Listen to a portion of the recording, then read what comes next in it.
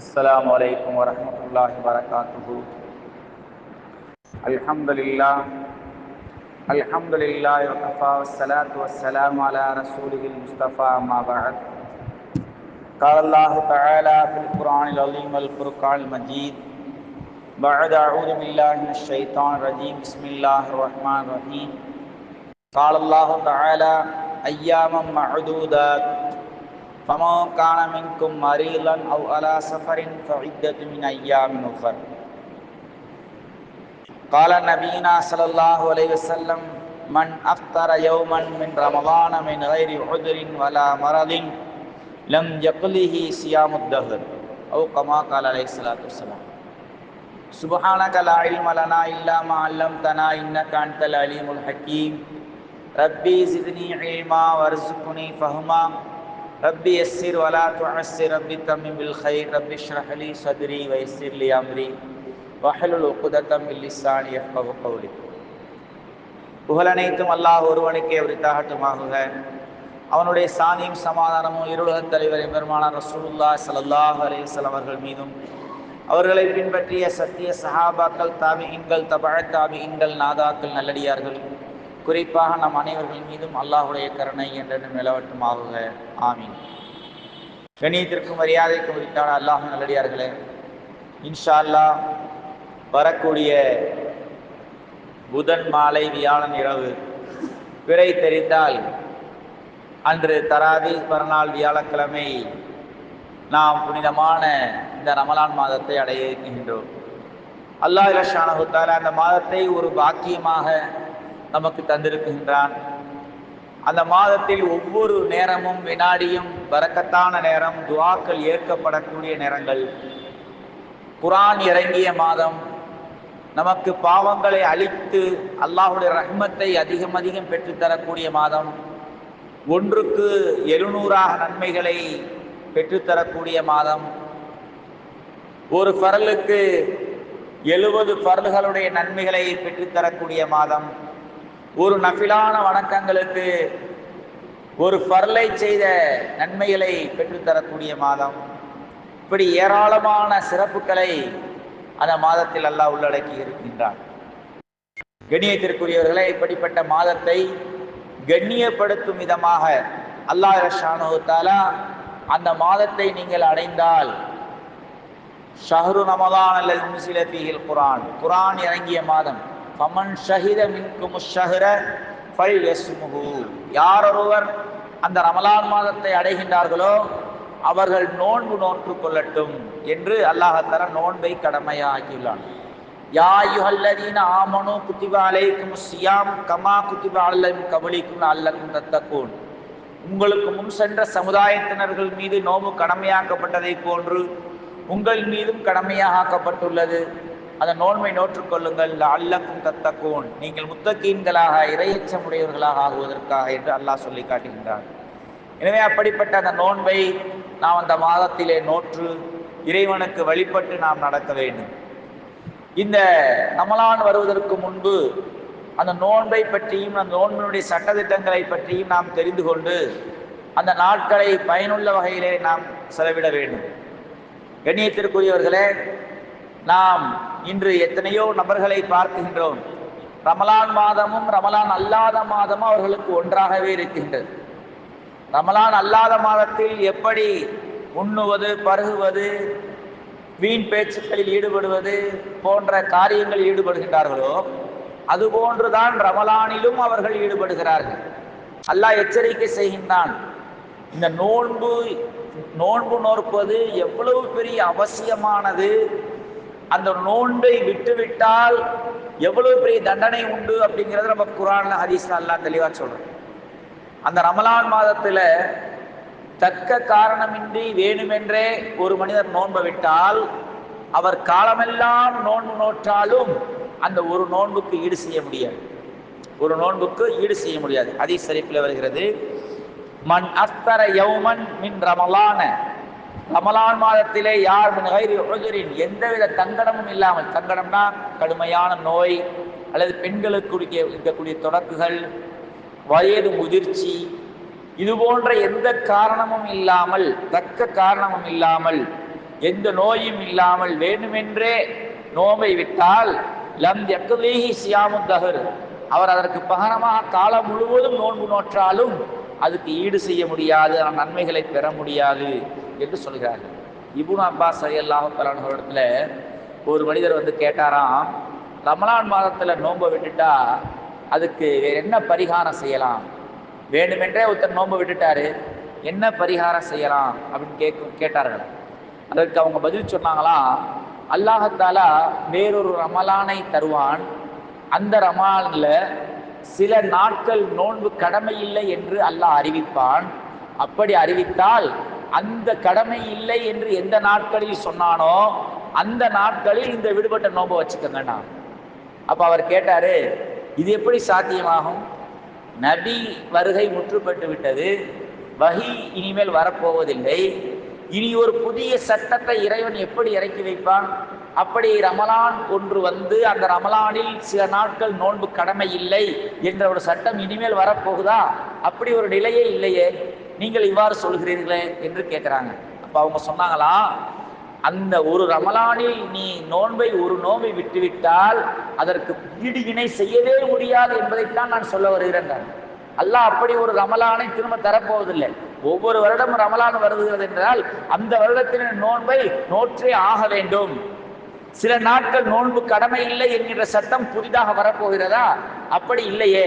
அப்படி இருக்கும்பொழுது ஒரு நோன்பை நீங்கள் விட்டுவிட்டால் அதற்கு ஈடு செய்யவே முடியாது, வேற பகரமே இல்லை, அது மிகப்பெரிய குற்றம் என்று அவங்க சொன்னாங்க. கண்ணியத்திற்குரியவர்களே, எவ்வளவு பெரிய மகத்துவமானது! ஒரு தொழுகையிலே ஒரு தவறு நடந்துருச்சு, அதுக்கு சஜ்தா சஹ்வு இருக்கு. இதுபோன்று ரமலான் மாதத்திலே வேண்டுமென்றே ஒரு தவறை செய்து விட்டால், இந்த நோன்பை நோக்காவிட்டால் அதுக்கு ஈடு செய்வதற்கு பகரமே இல்லை. பகரம் இருக்குன்னா யாருக்குன்னா உதிராளிகளுக்கு இருக்குது. உதிராளின்னா நோய்வாய்ப்பட்டவர்கள், பெண்கள், தொடர்புள்ளவர்கள், குழந்தை வைத்திருப்பவர்கள், குழந்தை உண்டாயிருப்பவர்கள், இவர்களுக்கு சலுகை இருக்குகின்றது. தக்க காரணம் இல்லாமல் ஒரு மனிதன் நோன்பை விட்டால் அந்த நோன்பை ஈடு செய்வதற்கு வழியே இல்லை, அதற்கு பரிகாரமே இல்லை என்று சொன்னார்கள். கண்ணியத்திற்குரியவர்களே, இவ்வளவு பெரிய முக்கியமானது இந்த ரமலானுடைய நோன்பு என்பதை நாம் புரிந்து கொள்ள வேண்டும். அந்த காலகட்டத்திலே சிறு பிள்ளைகள் முதல் கொண்டு நோன்பு நோற்பார்கள். 5 வயசு குழந்தைகள், 6 வயசு குழந்தைகள் சஹாபாக்கள் என்ன செய்வாங்க, நோன்பு வைக்கும்படி சொல்லுவாங்களாம். அந்த குழந்தைகள் பசியால் வாடும். சொல்வார்கள், நாங்கள் எங்கள் குழந்தைகள் பசியால் துடிக்கும் பொழுது நாங்கள் பொம்மைகளை செய்து கொடுத்து, கம்பளி துணியினால் சில பொம்மைகளை செய்து கொடுத்து அந்த பிள்ளைகளுக்கு விளையாட்டு காட்டி நாங்கள் அந்த நோன்பு நோக்கும் வரை அவர்களை கவனத்தை திசை திருப்புவோம் என்று சொல்கிறார். இந்த சிறு வயதிலே உமர் ரலியல்லாஹு தஆலாவுடைய ஆட்சி காலகட்டத்துல ஒரு மனிதர் நோன்பு ரமலான் மாதம் போதையில இருந்தாராம். அவரை அதாவது உமர் ரலியல்லாஹு தஆலா கண்டித்து, எங்களில் உள்ள சிறு சிறு குழந்தைகள் எல்லாம் நோன்பு நோக்கிறது, உமக்கென்ன ஆனது?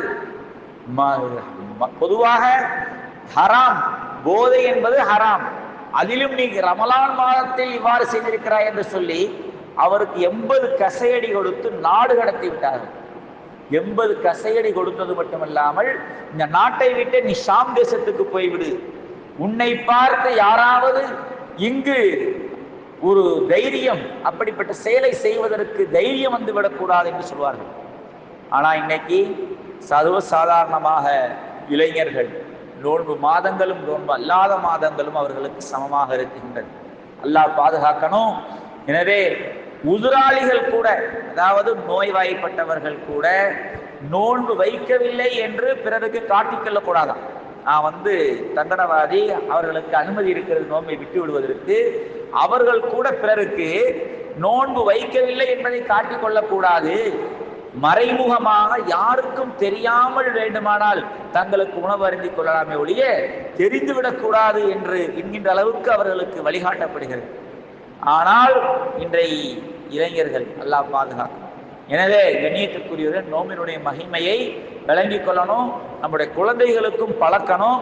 குழந்தைகள்கிட்ட இப்படி கூட சொல்லலாம், நீ 30 நோன்பு நோற்றுவிட்டால் உனக்கு நான் சைக்கிள் வாங்கி தருகிறேன், ஒரு பொருள் விளையாட்டு அந்த பிள்ளைக்கு எது பிடிக்குமோ அந்த மாதிரி வாங்கி தருகிறேன் என்று ஆர்வம் மூட்டி இப்படியெல்லாம் சொல்லி கூட அவர்களை நோன்பு நோக்க வைக்க வேண்டும் என்று நமக்கு வழிகாட்டல் செய்யப்படுகிறது. ஏன்னா அந்த குழந்தை நமக்கு ஒரு பொருள் அத்தா வாங்கி தருகிறாங்க, தாத்தா வாங்கி தருகிறதா சொல்லியிருக்காங்க, நம்ம எப்படியாவது நோன்பு நோக்கணும் என்று சொல்லி அந்த சிறு வயதிலிருந்தே அந்த நோன்பு நோக்கக்கூடிய பழக்கம் அந்த குழந்தைகளுக்கு வந்துவிடும். இப்படியெல்லாம் சஹாபாக்கள் பழக்குவார்களாம். நாமும் என்ன செய்யலாம்? அவ்வாறு செய்யலாம். அல்லது ஒரு காலையிலிருந்து ஒரு நோன்பு வையை, நான் மாலை இஃப்தார் நேரத்திலே உனக்கு அது வாங்கி தருகிறேன், உனக்கு பிடித்த இந்த உணவு செய்து தருகிறேன் என்றெல்லாம் சொல்லி கூட அந்த பிள்ளைகளை நாம் என்ன செய்யலாம்? நோன்பு நோக்க வைக்க வேண்டும். கண்ணியத்திற்குரியவர்களே, இப்படிப்பட்ட உன்னதமான நோன்பு, அதை நாம் வீணாக கழித்து விடக்கூடாது. அதை பயனுள்ள வகையிலே நாம் நிறைவேற்ற வேண்டும். அந்த நோன்பினுடைய மகிமை எவ்வளவு உன்னதமானது என்பதை ஒரு நிகழ்வின் மூலம் நாம் அறியலாம். நபி மூசா அலைஹிஸ்ஸலாத்து வஸ்ஸலாம் அவர்களுக்கு அல்லாஹ் தஆலா தௌராத் வேதத்தை வழங்க வேண்டும் என்று நாடினார். அவர்களுக்கு வேதம் கொடுக்கப்படுவதற்கு முன்பு அல்லாஹ் ஸுப்ஹானஹு வ தஆலா 30 நாட்கள் நோன்பு நோற்று வரும்படி சொன்னாங்க. சௌம விசால், தொடர்ச்சியான நோன்பு நோற்றார்கள். அதாவது நம்ம காலையில சஹர் செஞ்சுட்டு மாலையில சூரியன் மறைஞ்ச உடனே நோன்பு திறந்து விடுகிறோமே, அந்த நோன்பு அல்ல. தொடர்ச்சியாக 30 நாட்கள் இஃப்தாரை செய்யாமல் தொடர்ந்து என்ன செய்யணும்? 30 நாட்கள் அவர்கள் நோன்பு வைக்கணும். இந்த மாதிரி நோன்பு வச்சாங்கன்னா நாம கேட்கலாம், அது எப்படிங்க முடியும்? நமக்கு முடியாது. நாம 30 நாள் 2 நாள் தொடர்ச்சியா பட்டினியாக இருந்து இன்னுமே தண்ணி குடிக்காம இருந்தா நம்ம மயங்கி விழுந்துருவோம். ஆனால் நபிமார்களுக்கு அந்த சக்தி, ஆற்றல் அல்லாஹ் கொடுத்திருக்கிறான். அல்லாஹ் தஆலா அந்த ஆற்றல் அவர்களுக்கு இருக்கிறது. நபி ஸல்லல்லாஹு அலைஹி வஸல்லம் அவர்கள் சௌமுல் விசால் வச்சாங்க, தொடர்ச்சியா சில நாட்கள் நோன்பு வச்சாங்க. அதை பார்த்து விட்டு சில சஹாபாக்கள் நாங்களும் அவ்வாறு செய்கிறோம் சொன்னார்கள். தோழர்களே, அவ்வாறு செய்யாதீர்கள். நீங்கள் காலையில் சஹர் செய்யுங்கள், மாலையில் நோன்பை திறந்து கொள்ளுங்கள். மீண்டும் மறுநாள் காலையில் சஹர் செய்யுங்கள், மாலை நோன்பு திறங்கள். யா ரசூலல்லாஹ், தாங்கள் சௌமுல் விசால் தொடர்ச்சியா நோன்பு வைக்கிறீங்களே என்று கேட்ட பொழுது, அல்லாஹ்வுடைய புறத்திலிருந்து எனக்கு ரிஸ்க் அளிக்கப்படுகிறது, அவன் எனக்கு தண்ணீர் புகட்டுகின்றான், அவன் எனக்கு உணவு கொடுக்குகின்றான், அந்த ஆற்றலை அல்லாஹ் எனக்கு தந்திருக்குகின்றான். ஆனால் நான் உங்களை போன்றல்ல, அதுக்குரிய பலம், சக்தி அல்லாஹ் எனக்கு தந்திருக்கிறான், உங்களுக்கு அந்த சக்தி இல்லை, நீங்கள் அவ்வாறு செய்யாதீர்கள் சொன்னார். அப்ப சௌமுல் விசால்னா தொடர்ந்து நோன்பு திறக்காமல் அப்படியே தொடர்ச்சியா நோன்பு வைக்கிறது. இது நமக்கு சக்தி இல்லை, முடியாது. ஆனா நபிமார்களுக்கு அது முடியும், அந்த ஆற்றலை கொடுத்திருக்கிறான். அந்த அடிப்படையில் மூசா அலைஹிஸ்ஸலாத்து வஸ்ஸலாம் அவர்கள் தொடர்ச்சியா 30 நாள் நோன்பு வச்சாங்க. நோன்பு வைத்து விட்டு தூர் சீனா மலைக்கு அல்லாஹ்வை சந்திக்க போறாங்க. போறதுக்கு முன்னால நினைச்சாங்க, தொடர்ச்சியா நோன்பு வச்சதுனால வாயெல்லாம் ரொம்ப நாற்றம் எடுக்கின்றது, துர்வாடை வருகிறது, அல்லாஹ்விடத்தில் நாம் பேச போகின்றோம், நாம் வாயை சுத்தம் செய்து கொண்டு மிஸ்வாக் செய்து சுத்தம் செய்து விட்டு நாம் போகலாம் என்று மிஸ்வாக் செய்துட்டு போயிடுறாங்க. அப்ப அல்லாஹ் ஸுப்ஹானஹு வ தஆலா சொன்னான், மூசாவே, ஏன் நீர் மிஸ்வாக் செய்தீர்? உன் வாயிலிருந்து வரக்கூடிய துர்வாடை எனக்கு கஸ்தூரியை விட மிக பிரியமானது, கஸ்தூரி மனத்தை விட எனக்கு பிரியமானது, நீர் ஏன் மிஸ்வாக் செய்தீர்? திரும்ப செல்லும், இன்னும் 10 நாட்கள் நோன்பிருந்து அதற்கு பிறகு வாருங்கள் என்பதாக அல்லாஹ் தஆலா சொல்லி அனுப்பினான். அதற்கு பிறகு 10 நாட்கள் நோன்பிருந்து வாயை சுத்தம் செய்யாமல் அந்த வாடையோடு அவர்கள் சென்றார்கள். சென்று அந்த தௌராத் வேதத்தை வாங்கி வந்தார்கள் என்பதாக நாம் தஃசீர்களிலே காண முடிகின்றது. இவ்வளவு பெரிய உன்னதமானது நோன்புங்கிறது.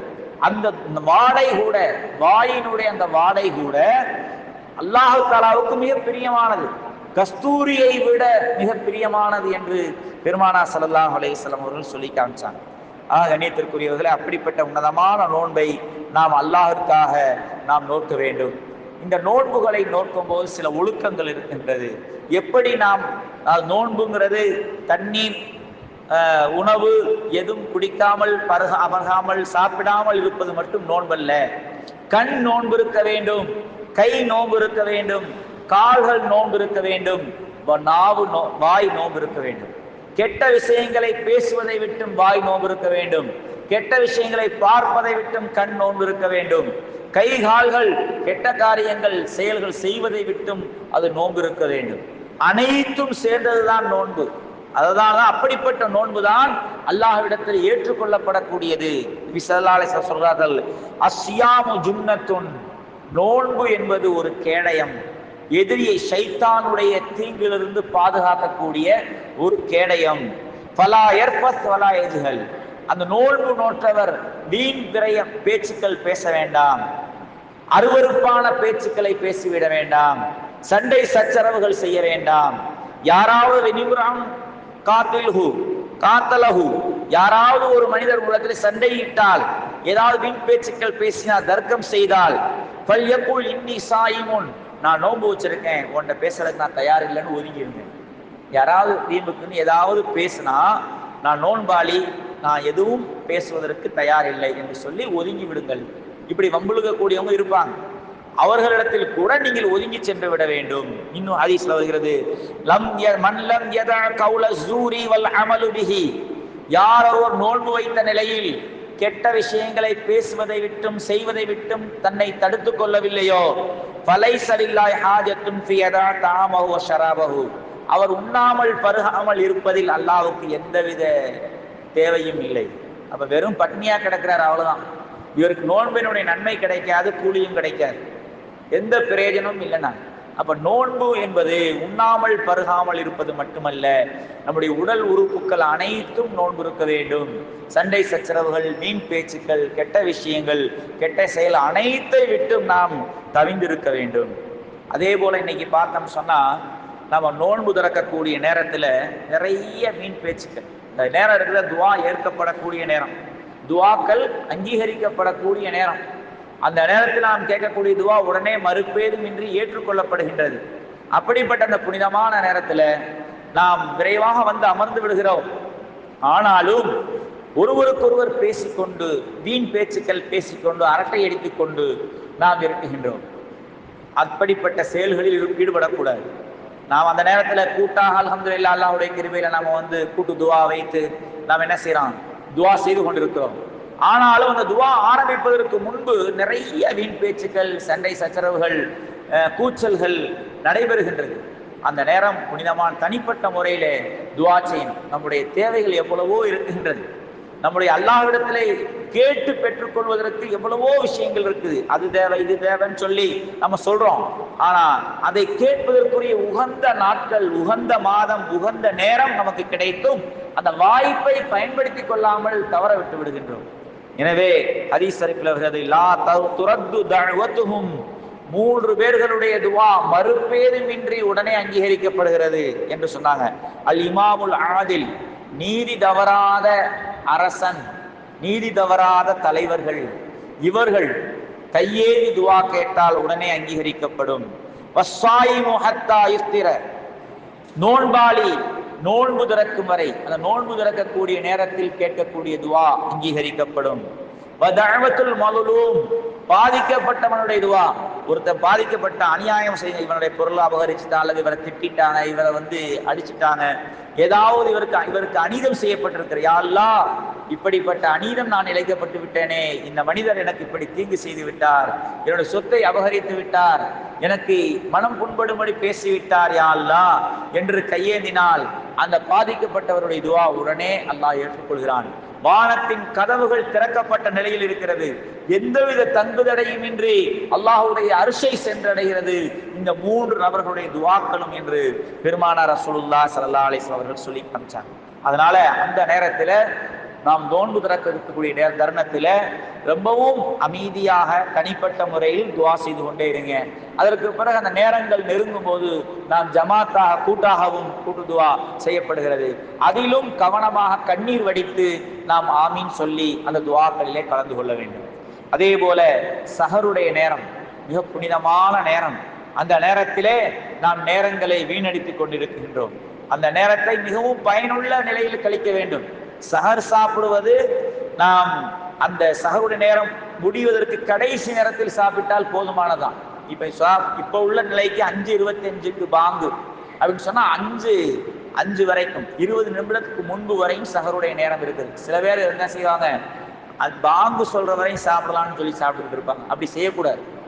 நாம வந்து நபி ஸல்லல்லாஹு அலைஹி வஸல்லம் ஒரு காலகட்டத்தில் சஹாபாக்கள் சொல்றாங்க, நாங்கள் சஹர் சாப்பிட்டு விட்டோம், நபி ஸல்லல்லாஹு அலைஹி வஸல்லம் அவர்களோடு சஹர் சாப்பிட்டோம், அதற்கு பிறகு 50 வசனங்கள் ஓதும் வரை ஓதக்கூடிய அளவுக்கு நேரம் இருந்தது. 50 வசனங்கள் நாங்கள் ஓதுவோம், அதற்கு பிறகு பாங்கு சொல்லப்படும் என்று சொன்னாங்க. அப்ப 50 வசனங்கள் ஓதுவதற்கு சுமார் ஒரு 20 நிமிடங்கள் ஆகலாம். அந்த அடிப்படையில் தான் நாம் என்ன செய்யப்படுறது, சஹருடைய நேரம் வக்து சஹர் அப்படிங்கிறது பஜ்ருக்கு பாங்கு சொல்வதற்கு 20 நிமிடங்களுக்கு முன்பு அதை முடித்துக் கொள்ள வேண்டும். உதாரணம் 5 வரை நம்ம என்ன செய்யலாம், சாப்பிடலாம். அப்போ உதாரணமா நம்ம சாப்பிட ஆரம்பிக்கிறது கடைசி நேரத்தில் சாப்பிட 4:30 அல்லது 4:45க்கு சாப்பிட ஒரு 20 நிமிஷத்துல சாப்பிட்டு முடிக்கலாம். இந்த மாதிரி அந்த நேரத்தை பயன்படுத்தி கொண்டு அதற்கு முன்கூட்டியே நாம் எழுந்து கொண்டு நாம் என்ன செய்ய, தஹஜ்ஜத் தொழுவது, தஹஜ்ஜத் தொழுதுட்டு இஸ்திக்ஃபார்கள் பாவ மன்னிப்பு தேடுவது. அந்த நேரம் துஆக்கள் அங்கீகரிக்கப்படக்கூடிய நேரம், ஒரு புனிதமான நேரம். அந்த நேரத்தில் நாம் நேரங்களை வீணடித்து விடாமல் துஆவில் ஈடுபட வேண்டும். உமர் ரலியல்லாஹு தஆலா அன்ஹு மஸ்ஜித் நபவிக்கு வருகிறார்கள். வரும்போது பள்ளிவாசலுக்கு அருகாமையில ஒரு வீட்டுல சஹருடைய நேரத்துல ஒருவர் அழுது யா அல்லாஹ் என் பாவத்தை மன்னித்து விடு யா அல்லாஹ், யா அல்லாஹ் இந்த ரமலான்ல செய்யக்கூடிய அமல்களை கபூல் செய்ய அல்லாஹ் என்று சொல்லி தேம்பி தேம்பி அழுது துஆ செய்யக்கூடிய ஒரு சத்தம் இவர்களை காதிலே விழுகிறது. யார் இவர்கள், ஏன் இந்த அளவுக்கு அழுது துஆ செய்கிறார்கள் என்று கேட்ட பொழுது அவர்கள் இப்னு மஸ்ஊத் ரலியல்லாஹு தஆலா அன்ஹு என்கிற சஹாபி என்று சொன்னாங்க. அவர்களை அழைத்து கேட்டாங்க, இந்த நேரத்தில் இந்த அளவுக்கு அழுது நீங்கள் துஆ செய்கிறீர்களே என்ன காரணம் என்று கேட்டாங்க. அவங்க சொன்னாங்க, நபி ஸல்லல்லாஹு அலைஹி வஸல்லம் அவர்கள் எனக்கு சொன்னார்கள், இந்த நேரம் துஆக்கள் அங்கீகரிக்கப்படக்கூடிய நேரம். இந்த நேரத்தில் நீங்கள் இஸ்திக்ஃபார்கள் பாவ மன்னிப்புகள் அதிகமாக தேடுங்கள். யூசுப் அலைஹிஸ்ஸலாத்து வஸ்ஸலாம் அவர்களுக்கு அவருடைய சகோதரர்கள் தீங்கிழைத்தார்கள். தன்னுடைய பொறாமையின் காரணமாக யூசுப் நபியை கிணத்துல கொண்டு போய் இறக்கி விட்டாங்க, தள்ளி விட்டாங்க. தந்தையிட்ட வந்து அது ஓனாய் அடித்து சாப்பிட்டு விட்டது என்று பொய் சொன்னார்கள். பிறகு அந்த சகோதரர்கள் திருந்தி நாம் செய்வது எவ்வளவு பெரிய தவறு என்பதாக திருந்தி அல்லாஹ்விடத்தில் மன்னிப்பு கேட்க வேண்டும் என்று நாடி தந்தையிட்ட வந்து யாக்கூப் நபியிட்ட சொன்னாங்களாம், நாங்கள் பெரிய தவறு செய்து விட்டோம், எங்களுக்காக நீங்கள் அல்லாஹ்விடத்திலே பாவ மன்னிப்பு தேடுங்கள், நீங்க அல்லாஹ்வுடைய நபியாக இருக்கீங்க, எங்களுக்காக நீங்க அல்லாஹ்விடத்துல பாவ மன்னிப்பு தேடுங்க என்று அந்த சகோதரர் அந்த பிள்ளைங்க எல்லாம் வேண்டிக் கொண்டார்கள். அப்ப யாக்கூப் நபி, பொறுங்கள், காத்திருங்கள், அதற்கு ஒரு நேரம் இருக்கிறது, அந்த நேரத்தை நான் எதிர்பார்க்கிறேன், அந்த நேரத்தில் நான் துஆ செய்வேன், என்னுடைய துஆவை அல்லாஹ் ஏற்றுக்கொள்வான், உங்களுக்காக நான் பாவ மன்னிப்பு தேடுவேன், அந்த பாவ மன்னிப்பை அல்லாஹ் ஏற்றுக்கொள்வான் என்று அவர்கள் சஹர் நேரத்தை எதிர்பார்த்திருந்தார்கள். ஃபஜ்ருக்கு முன்பு இந்த சஹருடைய நேரத்தில் யா அல்லாஹ் என்னுடைய பிள்ளைகள் செய்த பாவங்களை மன்னித்து விடு யா அல்லாஹ் என்று அல்லாஹ்விடத்திலே யூசுப் நபி அவருடைய சகோதரர்களுக்காக யாக்கூப் நபி துஆ செஞ்சாங்க. அவருடைய துஆ அங்கீகரிக்கப்பட்டது. எனவே அந்த நேரத்தில் பெருமானார் ஸல்லல்லாஹு அலைஹி வஸல்லம் துஆ செய்யும்படி நமக்கு கற்றுத் தந்திருக்கிறார்கள், பாவ மன்னிப்பு தேடும்படி சொல்லி கொடுத்தாங்க. நான் செய்து கொண்டிருந்தேன்னு சொல்லணும். கண்ணியத்திற்குரியவர்கள், அப்படிப்பட்ட ஒரு புனிதமான நபிமார்கள் கூட அந்த நேரத்தை தேர்ந்தெடுத்து அந்த நேரத்தில் நாம் பாவ மன்னிப்பு தேடினால் அது மன்னிக்கப்படும் என்று கருதி அவர்கள் துஆ செய்திருக்கிறார்கள் என்றால் நாம் என்ன செய்யலாம், அந்த நேரத்தை வீணடிக்கலாமா? அந்த நேரத்தில் சில பேர்கள் என்ன செய்யறாங்க, பயான் போடுவாங்க அப்படின்னு சொல்லி டிவி ஆன் பண்ணிட்டு உட்காந்துருவாங்க. அந்த நேரத்திலேயே விளம்பரத்துக்காக வேண்டி சில பேர்கள் பயானம் போட்டு அதை மக்களை கேட்க வைக்கிறாங்க, அமல் செய்ய விடுவதில்லை. பயான் கேட்கறது எல்லா மற்ற நேரங்கள்ல கூட கேட்டுக்கலாம், ஆனா அந்த நேரம் இருக்குதே இஃப்ராதியத்தான முறையில் அமல் செய்ய வேண்டும். இஸ்திக்ஃபார் செய்வது, தஹஜ்ஜத் தொழுவது, துஆக்கள் கேட்பது, இது போன்ற நல்ல அமல்களை நாம் செய்ய வேண்டும். எனவே நாம் முன்கூட்டி எழுந்திருத்தாலும் கூட அந்த இடத்துல நம்ம இது போன்ற அமல்களில் ஈடுபட்டு விட்டு அதற்கு பிறகு நாம் என்ன செய்யறது, சஹருடைய உணவை உண்டு நியத்து வைத்துக் கொள்வது. இது போன்ற அந்த சஹருடைய நேரத்தை வீணடித்து விடாமல் நாம் அந்த நேரத்தை பயனுள்ள வகையிலே நாம் கழிக்க வேண்டும். அதே போல சில பேர் என்ன செய்வாங்க, நைட்டு 12 மணி வரை 1 மணி வரை முடிச்சிருப்பாங்க. தராவி முடிச்சு விட்டு அதுக்கு பிறகு போய் அரட்டை அடித்து கொண்டு இருந்துட்டு சரி இன்னொரு 2 மணி நேரம் தான் இருக்குது, படுத்தா எழுந்திருக்க முடியாது என்று சொல்லி ஏதாவது உணவை, ஏன்னா சீர்ணியை வழங்குறோம் அல்லவா, அதை வாங்கி சாப்பிட்டு விட்டு அப்படியே படுத்துறது, சஹருக்கு எந்திரிக்கிறது இல்லை. இதுவும் கூடாது. சஹர் செய்யணும். சஹருடைய நேரத்தில் எழுந்திரித்து சஹர் செய்து விட்டு ஃபஜ்ர் தொழுது விட்டு நாம் உறங்க வேண்டும், ஓய்வு எடுத்துக் கொள்ளலாம், சிந்திக்க வேண்டும். கண்ணியத்திற்குரிய சில பேர் அப்படி செய்யறாங்க, ஒரேதா படுத்துறது. சில பேர் முன்கூட்டியே சஹரை செஞ்சுட்டு ஃபஜ்ர் தொழுகாமையும் தூங்குறவங்க உண்டு. அல்லாஹ் பாதுகாக்கணும். நோன்பு எப்படி பரலோ அதை விட முக்கியமான பரல் ஃபஜ்ருடைய தொழுகை. அந்த ஃபஜ்ருடைய தொழுகையை தொழுது விட்டு அதற்கு பிறகு சற்று ஓய்வு எடுத்துக் கொள்ள வேண்டுமே ஒழிய ஃபஜ்ருடைய தொழுகையை கலாவா ஆக்கினா நோன்பு வச்சு எந்த பிரயோஜனமும் இல்லை. இதெல்லாம் கவனத்தில் கொள்ள வேண்டும். நபி ஸல்லல்லாஹு அலைஹி வஸல்லம் சொல்கிறார்கள், தஸஹரு ஃபஇன்ன ஸுஹூர பரக்கத்துன். சஹர் செய்யுங்கள். சஹர் நேரத்தில் எழுந்து கொஞ்சமாவது சாப்பிடணும். நிறைய வயிறு முட்ட சாப்பிடணுங்கிறது கட்டாயம் இல்லை. கொஞ்சமாவது நாம் என்ன செய்யணும், அந்த நேரத்தில் சாப்பிட வேண்டும், சாப்பிட வேண்டும். அது பரக்கத்து. சஹர் நேரத்தில் சாப்பிடக்கூடிய உணவில் பரக்கத்து இருக்கிறதுன்னு சொன்னாங்க. நம்முடைய நோன்பிற்கும் மாற்று மதத்தினர்கள் யகூதிகள் நோன்புக்கும் வித்தியாசமே சஹர் சாப்பிடுவதுதான் என்பதாக நபி ஸல்லல்லாஹு அலைஹி வஸல்லம் அவர்கள் சொல்லி காமிச்சாங்க. கண்ணியத்திற்குரியவர்களே, கானத சஹரு, நபி ஸல்லல்லாஹு அலைஹி வஸல்லம் அவர்கள் சொன்னார்கள், நீங்கள் சஹர் செய்யுங்கள் என்று சொல்லிவிட்டு சஹாபாக்கள், யா ரசூலல்லாஹ் சஹர் செய்து எந்த நேரத்தில் சஹர் செய்யலாம் என்று கேட்கும் பொழுது, கடைசி நேரத்தில் சஹருடைய ஃபஜ்ருடைய வக்து வருவதற்கு முன்பு கடைசி நேரத்தில் சஹர் செய்து கொள்ளுங்கள். ஒரு சஹாபி சொல்றாரு, நாங்க சஹர் செய்தோம் ரசூலுல்லாஹ் ஸல்லல்லாஹு அலைஹி வஸல்லம் உடனே, சும்ம கும்னா இல ஸலாத்தி, அதற்கு பிறகு தொழுகைக்கு ஃபஜ்ர் தொழுகைக்கு நாங்கள் சென்றோம்.